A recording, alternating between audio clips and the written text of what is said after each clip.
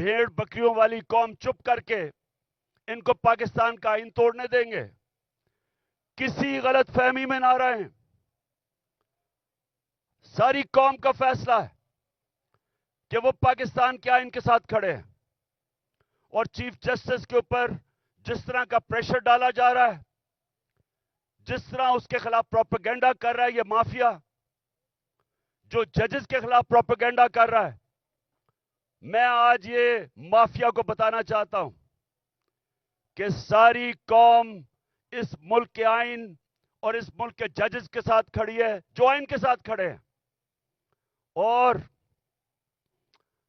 मैं आज अनाउंस कर रहा हूं कि इंशाल्लाह अगले हफ्ते से मैं जलसे करूंगा, शुरू करूंगा इधर से, और 14 मई तक अटक तक जलसे करूंगा।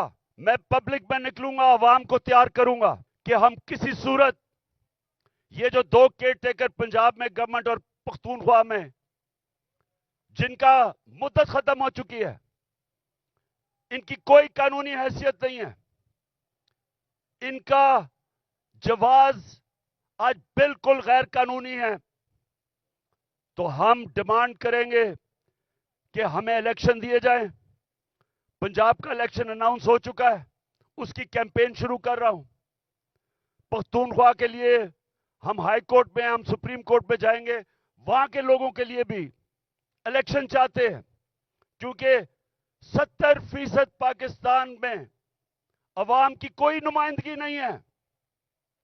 हमारा आइन पाकिस्तान का कहता है कि अल्लाह की हाकमियत के बाद अवाम के नुमाइंदों की हाकमियत है।